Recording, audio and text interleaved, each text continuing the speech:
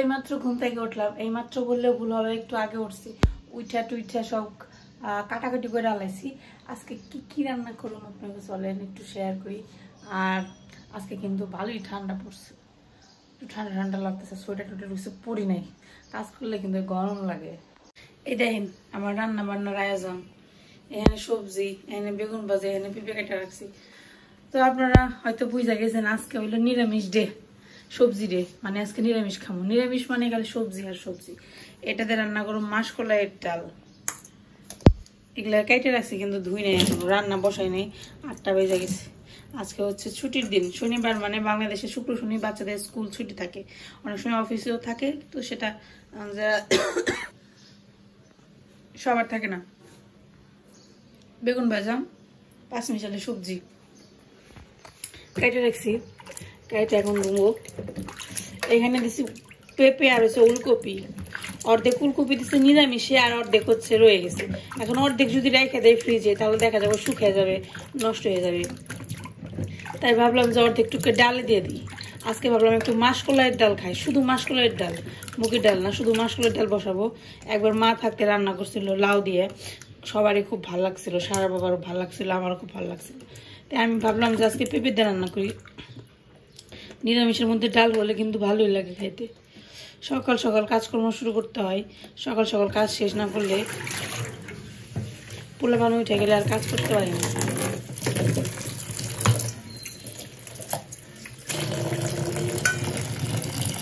কি আর করার, বেগুন ভাজি আমাদের কম বেশি সবারই অনেক পছন্দ, কিন্তু ইদানিং বেগুন ভাজি খাওয়াটা একটা রিস্কের মধ্যে হয়ে গেছে। কারণটা হয়েছে এখন সবার চুলকানি হয়ে গেছে, যেমন ঈশান বাবুর, সারার আর আমি একটু কম আছে চুলকানি, আর আমার সারার বাবার, তারপরে ঈশানের প্রচণ্ড চুলকানি হয়েছে, যার কারণে বেগুন ভাজি খাওয়া হয় না। কিন্তু এই সিজনে কিন্তু বেগুন ভাজি ভালো লাগে খাইতে। কপালে কিছু না থাকলে আসলে তখন আর জোর করে হয় না।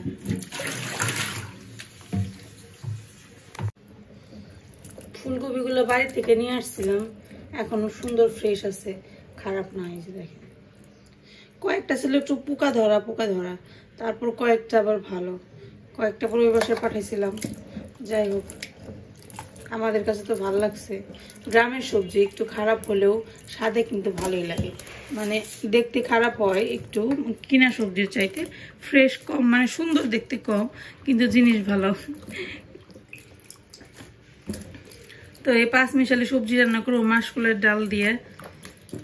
পেঁপে দিছি, সিম দিছি, ফুলকপি দিছি, আলু দিছি, উলকপি দিছি, একটু বেগুন দিছি, গাজর ছিল আর দিলাম না, থাক। ইচ্ছা করলে একটা মিষ্টি আলু দেওয়া যাবে, মিষ্টি আলু বেশি নাই, শেষ হয়ে গেছে, 2-3টা রয়েছে। একটু মূলা দিছি, এর জন্য আর তেমন কিছু দিলাম না। সবজিটা ধোয়া হলে রান্না বসাই দিব। সবজি ধোয়া হয়ে গেছে, এক পাশে ডাল বসাইছি, আরেক পাশে আরেকটা কড়াই বসাইছি। এখন করব হচ্ছে বেগুন ভাজা। আমার কিন্তু বেগুন ভাজা খুব ভালো লাগে, কিন্তু ইদানিং খাইতে পারি না। ওই যে বললাম সবার চুলকানি হয়ে গেছে। একটু হলুদ মরিচের গুঁড়া দিলাম, একটু লবণ দিলাম। এখন বেগুনগুলো মেখে নেব। আজকে একটু বেশি করে দিছি বেগুন ভাজি, সকালবেলা একটু ভাত আছে, ভাত দিয়ে খাওয়ার জন্য ভাবলাম একটু বেশি করে দেই। আলাদা করে আর কি করবো, একটু সামান্য তেল দিয়ে দিছি যাতে মাখতে সুবিধা হয়। তারপর একটু চিনি দিয়ে দিছি, চিনি দিলে কিন্তু বেগুন ভাজিটা মিষ্টি মিষ্টি হয়, আরো ভালো লাগে খাইতে।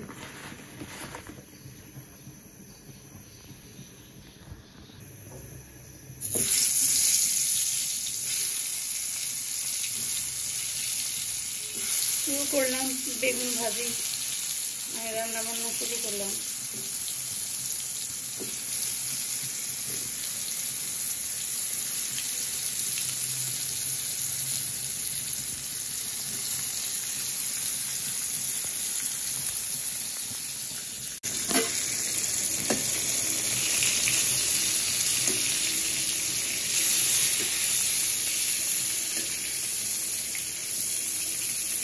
বেগুন ভাজি উল্টে দিতেছি,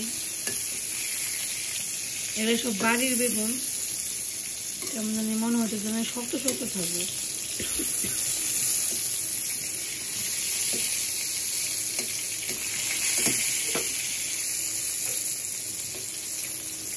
দেখা যাক কি অবস্থা হয়, বাকিটা পরে চিনতে পারবে।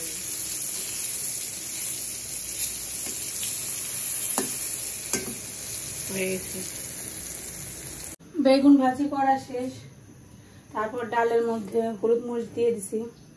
এখন করবো নিরামিষ তরকারি। তেল দিলাম বেশি না, অল্প একটু।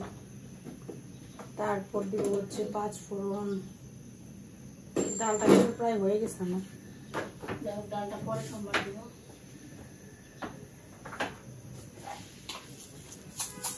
এটাকে বলে 5 ফোড়ন।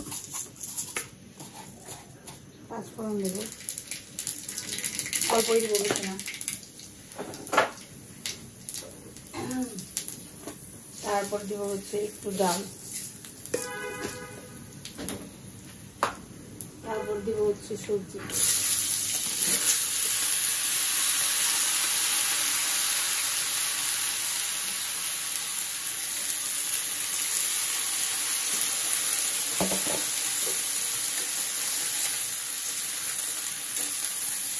পাঁচফোড়নটা বেশি পুড়ে গেছে, তেলটা বেশি গরম হয়ে গেছিল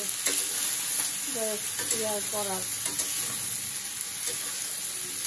এখন সবজিটা কষাইয়া ঝুল দিয়ে রান্না করে বললাম 5 মিনিটের সবজি, খুবই সহজ, তাড়াতাড়ি হয়ে যায়, ঝামেলাবিহীন সবজি এটা। লবণ দিব, হলুদ মরিচ দিব না, সাদা সাদা থাকবে।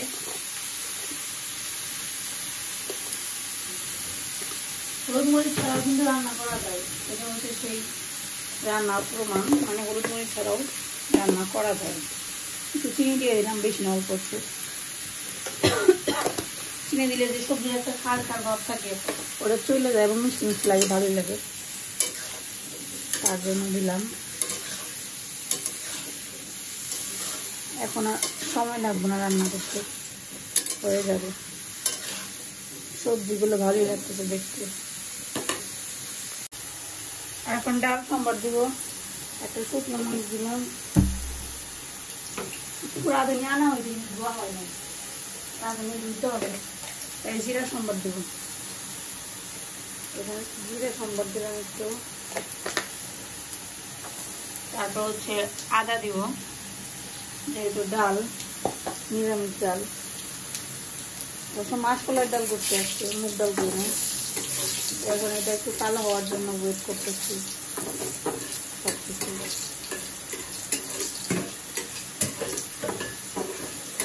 জিরা একটু কালো হবে আর শুকনো মরিচটা কালো হলে পরে এর মধ্যে দিব আমি আদা।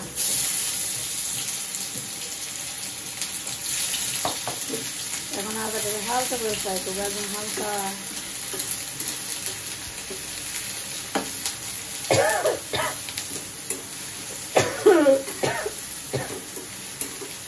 সোমবার দেওয়ার সময় যদি কাশি না আসে তাহলে ওই সোমবার হয় না, আগের মানুষ বলে। সোমবার দেওয়ার সময় যত বেশি কাশবেন তত সোমবারটা পারফেক্ট হবে, এই আর কি। সোমবার দেওয়ার সময় বেশি বেশি কাশবেন, বুঝছেন, তাহলে সোমবার ভালো হবে। হয়ে গেছে, এখন দিয়ে দিব ডাল। চুলাটা বন্ধ করে রাখছি তো, যার মানে সারা শব্দ নেই,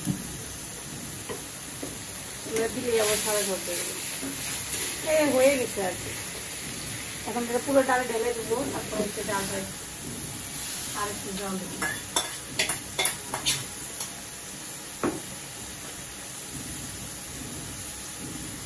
এই ডালের পাতি মোটামুটি বলতে গেলে রান্না প্রায় শেষ পর্যায়ে এসে পড়ছে।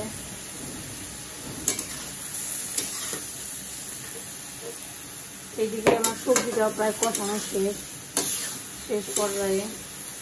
জল দিব এর মধ্যে। রান্না বান্না প্রায় শেষ, রান্নাঘর থেকে প্রায় ছুটি আবার সময় হয়ে গেছে আমার। দুপুরবেলা আজকে রান্না করছি নিরামিষ। দুপুরবেলা রান্না করার পর আর ভিডিও করতে মন নেই, ভুলে গেছি। এখন হচ্ছে সন্ধ্যাবেলা, বাজে হয়েছে 6:30। ঈশানবাবু কার্টুন দেখতেছে, এত জোরে জোরে সাউন্ড দেয়, যতই বলি সাউন্ড কমা কানে নেয় না।